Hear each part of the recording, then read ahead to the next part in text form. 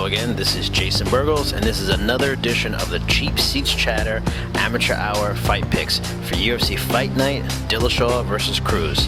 As always, we're going to make it a short listen by covering the main top fights on the card. First off is Travis Browne versus Matt Mitrione. Now in his last 3 fights, Travis Browne is 1-2 following a 3-fight winning streak. His 2 losses are to Andre Arlovski and Fabricio Verdum, so there's no shame in either of those losses considering that one man is now the champion and the other was a contender. Of his 17 wins, 13 are by KO.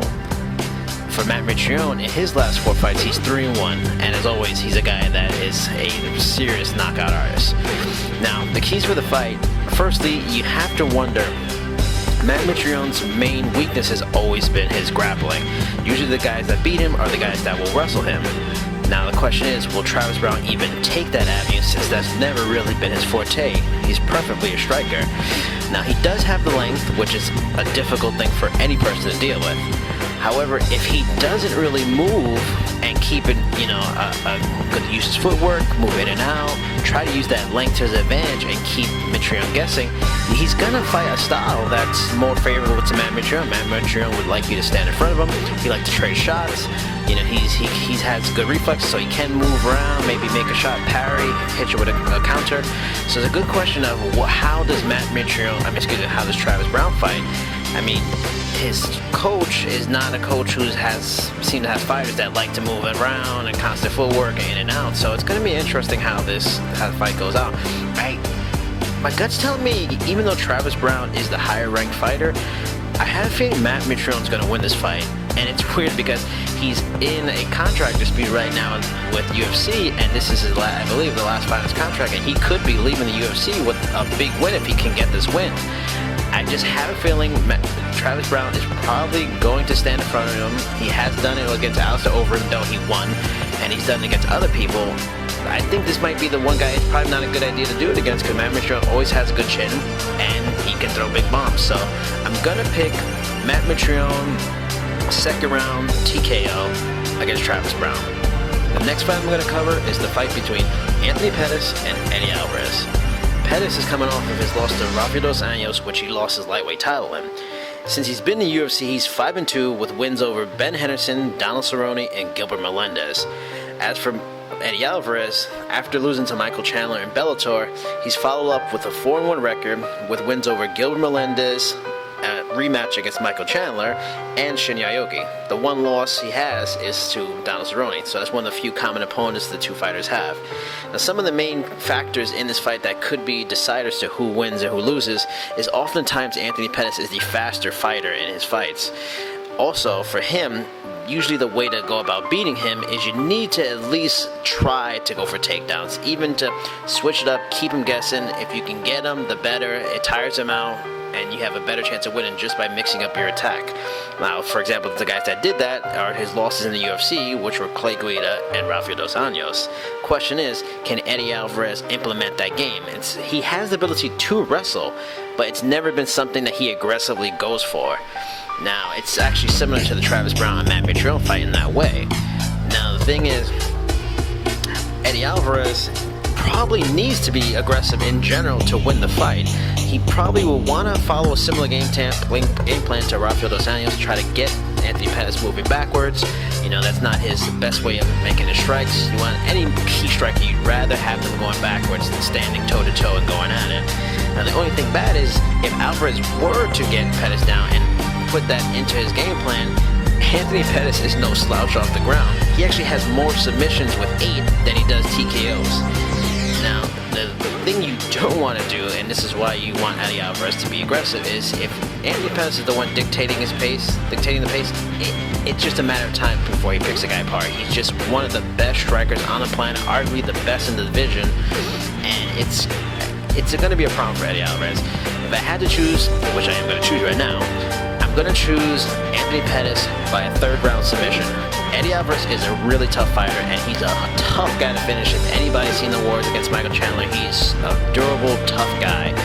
But the only thing is, I have a feeling he's going to get hurt late, and Anthony Pettis is such a high-level finisher, I can see him getting hurt, and instead of going head-hunting or trying to finish the guy with a TKO or strikes, he'll see an opening for a submission and get the submission and get the win. And Eddie Alvarez has lost by submission in the past before.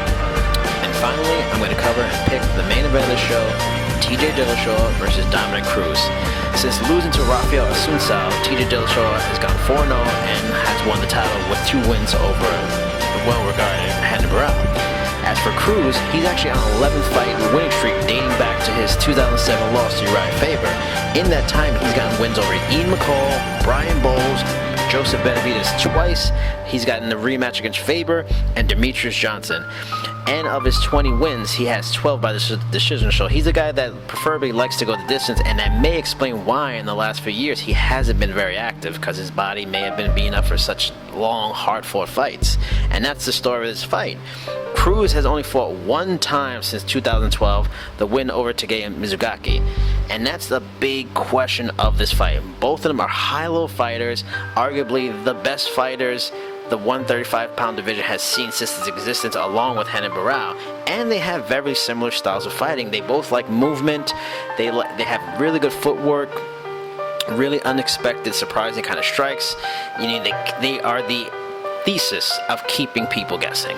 You know, they throw in takedowns. They're both solid, good wrestlers.